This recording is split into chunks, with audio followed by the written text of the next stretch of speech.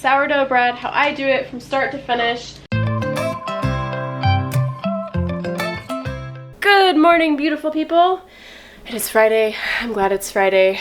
The weekend is here. We're supposed to get a little rain tonight, but not too much, so that'll be good. The plants are loving it, even though it is muddy and mucky and gross outside. You got a lid? I see that.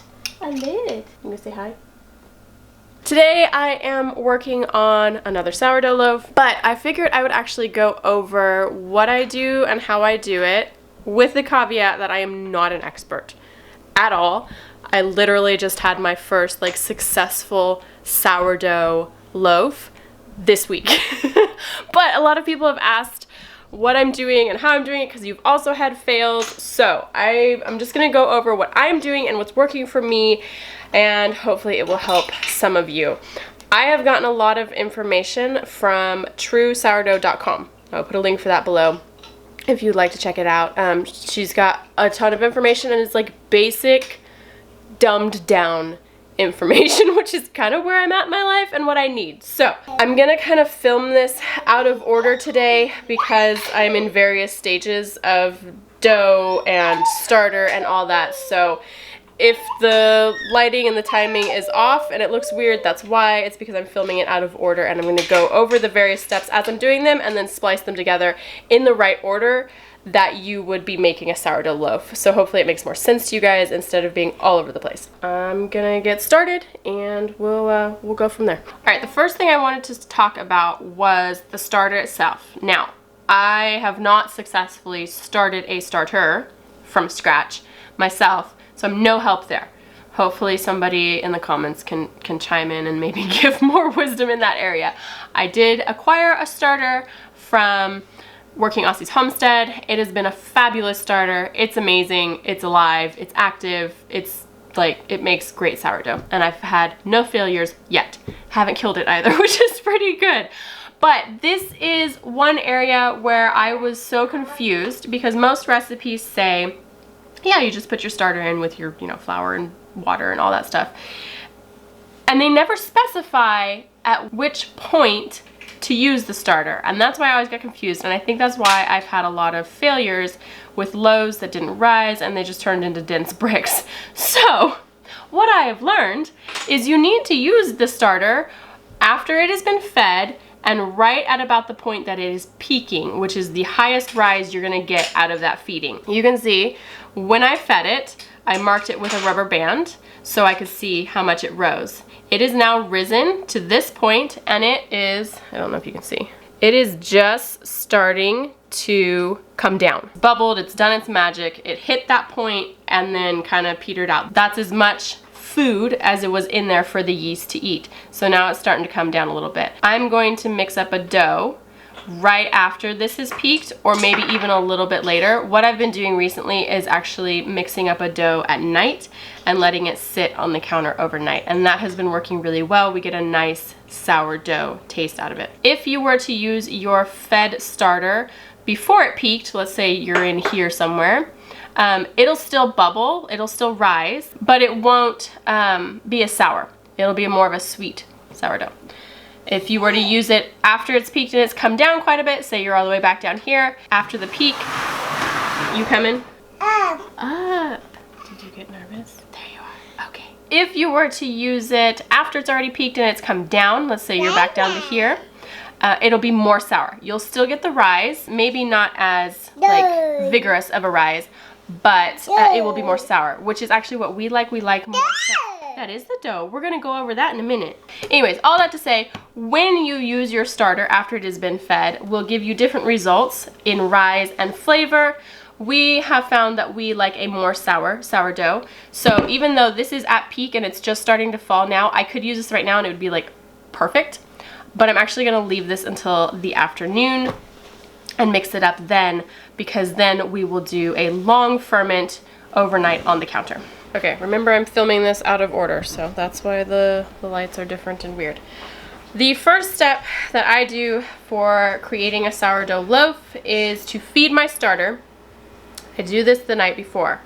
That way it is ready to go next day when I want to make my loaf.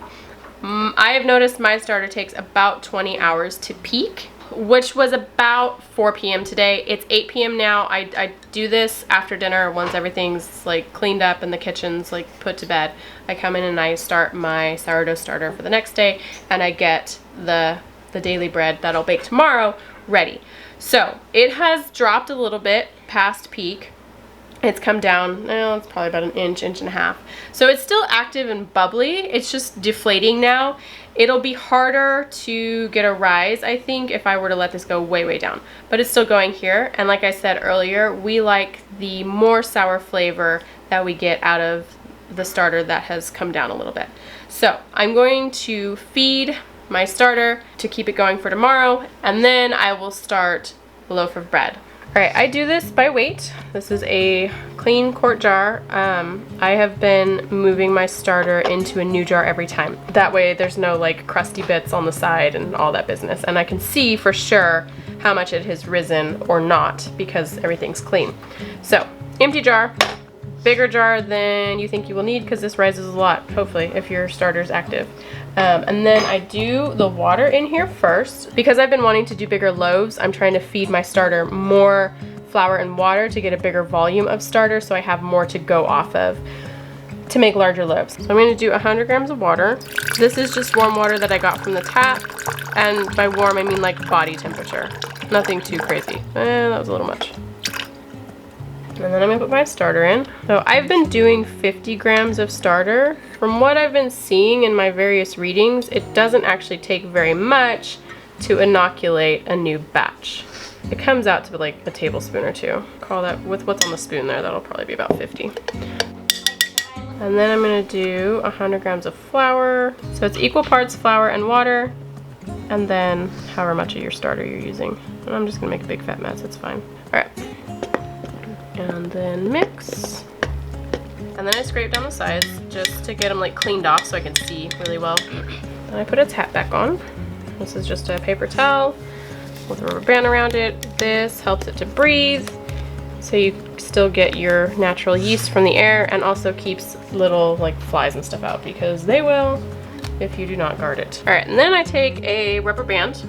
You can also do this with like a Sharpie or a dry erase marker. It'll come off. I just mark where my starter level is right now so I can see how much it has risen in the coming hours. I like to watch it. It's kind of fun to just see how much it's bubbling up and trying to escape. There we go. That's a freshly fed starter, and that will be ready for the loaf that I will start making tomorrow night. All right, this recipe is based off of the one I got from truesourdough.com. Really great website. You should go check it out. It made a lot of sense to me for my brain that was like, I don't understand this. But I've enlarged this recipe. This is a 1.5 times what her recipe is because we eat a lot of bread. Again, just like the starter, we're gonna start with the warm water, and that's gonna go in our bowl. And I would use a bowl big enough to let this rise and proof in. All right, starting out with 450 grams of water. Again, just like warm body temperature water. It's got floaties in it because I'd put my spoon in it. It's not gross. And then I get my starter and I measure out my starter. I have seen the amount of starter vary dramatically in various recipes. I have tried to measure it out in everything, like it's this percentage in this recipe and it's this percentage, and it's never the same. So I was hoping there was like a magical formula. There's not, apparently. I'm sure there can be, but I haven't found one. But what I have seen is, depending on how you're gonna ferment this, either it's gonna be a cold ferment or a warm ferment, is how much starter you're gonna put in, and how long of a ferment you want is gonna be how much starter you put in. So while the original recipe called for, well, with my upping the amount, it would call for 225 grams. I've actually been doing less. I've been doing about 100 grams, and that is working well to where it's not like super active, and it's not eating everything too quickly, and that way it can sit overnight and I don't have to worry about it. It's just been doing its thing and it's been working. So we're gonna go with that again. The fact that it's still kind of floating is good. Apparently that's one of the tests you can do to see if your starter is ready, is if it floats versus sinks. Okay, that was 104. I'm not mad about that because, again, I'm already using less than what the recipe calls for. And then we mix so that all of the starter is combined with all of the water so that it just combines with the flour easier and you don't have like lumps of starter in your flour. All right, now I'm gonna measure my flour and my salt separately just so I can get them measured and mixed. That way I know the salt is mixed well enough in there and I'm not gonna have giant pockets of it. So this is going to be 675 grams of flour and 18 grams of salt. This is just Redmond salt, sea salt. All right, now I'm just gonna mix this salt into the flour for the most, like don't go crazy. We are done with the scale. Then I add the flour into the starter water, and you could do this with a spoon. I like to get my hands in it because I'm still learning, so I like to know what like texture I'm looking for, so that when I get to the point of not measuring, because you know how much I don't like to measure, then I will know what I'm looking for in the texture when I'm just like throwing stuff in. So I'll know, oh, that was too much flour, or that was too much water. Don't be afraid to get your hands in your food. That's how you learn. Okay, I'm not going for like crazy mixed together here. I just basically want most of the water and most of the flour mixed together, and then this will actually smooth out over the process that we're gonna do for the next 2 hours, which sounds scary, but it's not. Just bear with me for a minute. All right, I have covered this with a towel. I am now gonna let it sit for about 30 minutes or until I remember to come deal with it. I'm gonna do a stretch and fold, which is basically just coming in, pulling some dough up, folding it over on itself, and I do that like 4 times around, so it gets like, you know, north, south, east, west, gets all the sides. And then I'm gonna leave it again for another 30-ish minutes until I remember, and then I'll come back. So over the next like almost 2 hours, I'll do that probably 3 or 4 times, if I remember. Sometimes I don't, and it's all turned out okay. So just realize it's very forgiving and it'll probably turn out all right. So I'm gonna leave this for 30 minutes. We'll come back in a little bit and do the stretch and fold, and I'll show you how to do that. All right, stretch and fold. All right, I just scoop up under, pull it up, fold it over. Turn it like quarter way, do the same thing. Pull it up, fold it over.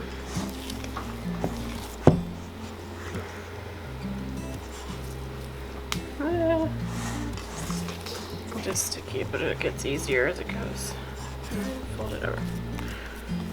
Okay, and then I might go around another time or two if I can. That's usually pretty good. Okay, and then put the towel back on. Wait another 30 minutes. All right, another fold. See how it's getting all like soft. Do this again.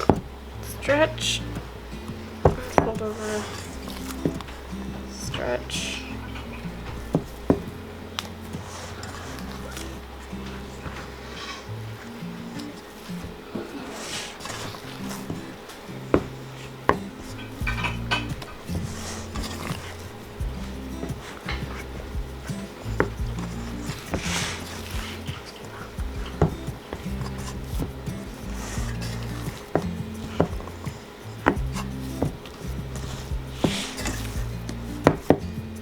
Alrighty, I'm gonna do that 2 more times, and then I'm going to leave this on the counter for overnight. You can put this in the fridge now, or you can leave it on the counter. I've done both as an experiment.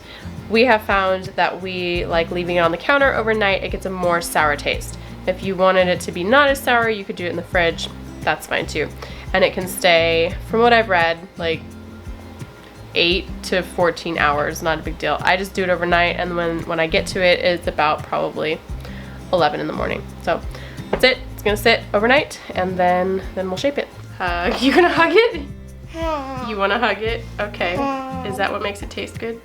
All the love that goes into it? All right, this is my proofed sourdough dough. This is what I mixed up last night, and This is what I mixed up last night and let proof on the counter overnight. Now I'm going to work on shaping it and getting it ready to bake in a couple hours. All right, just a little bit of flour, not much. I'm gonna dump this dough out on the counter if it comes.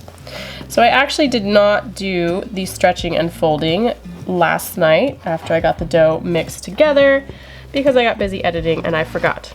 I have a feeling it's gonna be okay because so far all of the random experiments I've done with this have been very forgiving and it'll be all right. All right. Dough, yes, it is dough. All right, we're gonna smush it out a little bit. And then I'm gonna pull it off in one direction, fold it over.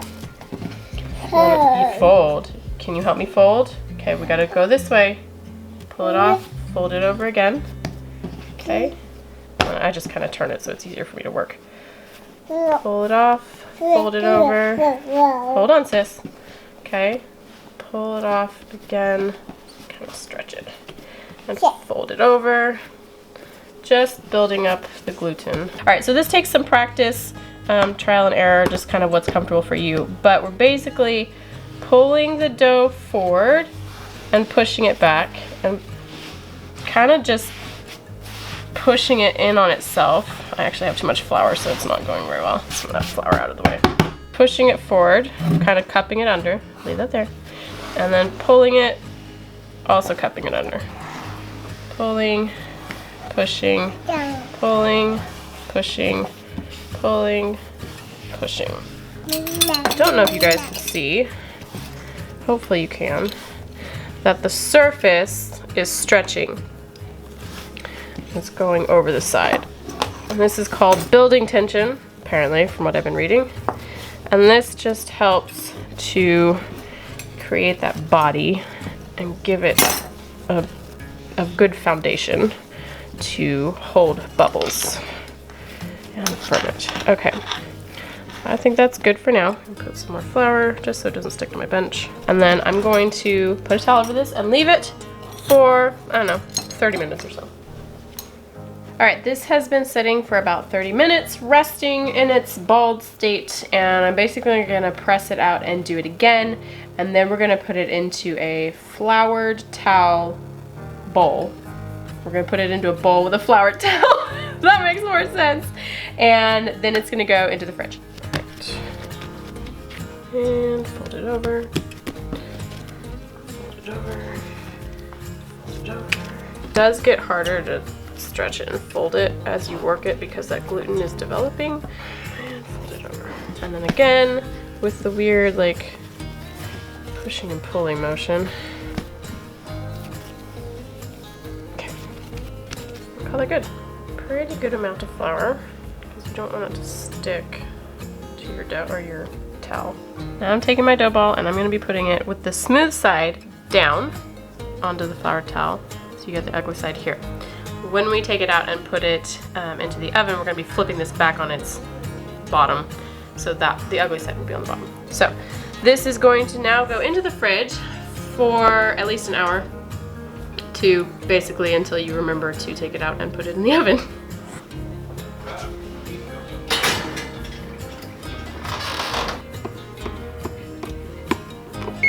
The dough has been sitting in the fridge. It's probably been about 2.5 hours now. I got busy doing stuff, but that's okay because the sitting in the fridge period is extremely forgiving. Exactly. So I have put my cast iron Dutch oven into the oven and I am going to preheat it to 450. I'm gonna get it good and hot, so I'm gonna let it sit for a while, at least 30 minutes, probably closer to an hour to get nice and hot. Sometimes I will try to put something in there while it's heating, just so I'm not wasting the propane, and it kind of kills two birds with one stone. I'll put potatoes in. You guys have seen that. We're gonna let that preheat, and then we will put the dough in. Dough is out of the fridge. It has risen a little bit, nothing crazy. That's why you put it in the fridge, so it's like a slow rise. And then I have a piece of parchment paper here. That dough is gonna go on this parchment paper, flipped upside down. Ever so gingerly. Ta-da. Now we're gonna score it. One of these scores needs to be rather large and deep. It's gonna be its expansion joint. This is to make sure that your rising and expanding is going exactly where you want it to, rather than like blowing out the side or doing something weird. So today I'm going to do a X, so it's gonna get like a lotus flower thing. So I'm gonna go across one direction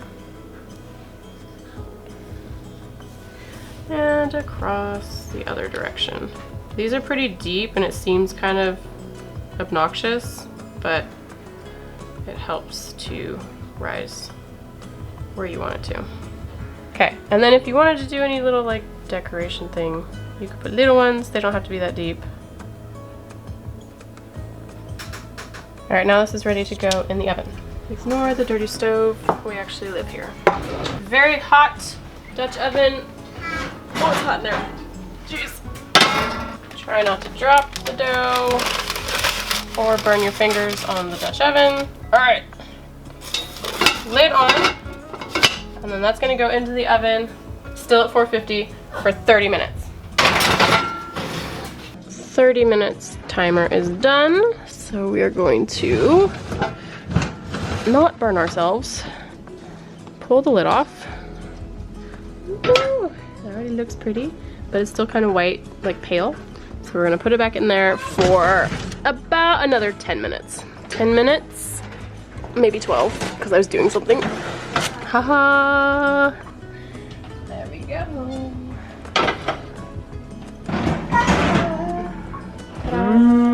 That looks so good.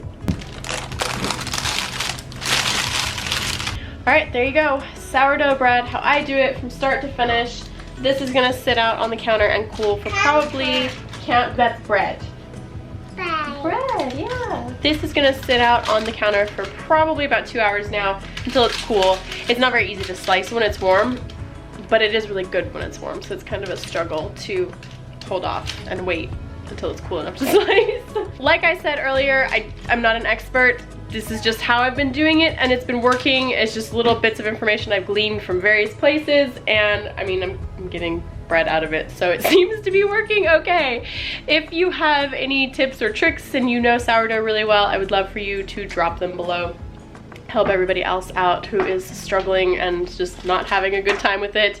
Now that I have done this a few times, I'm gaining confidence. I'm not as like nervous about sourdough anymore, and I will probably start moving on to other things like pancakes and pizza dough and all that stuff. But right now, I've been enjoying just perfecting the artisan loaf. Are you gonna steal it?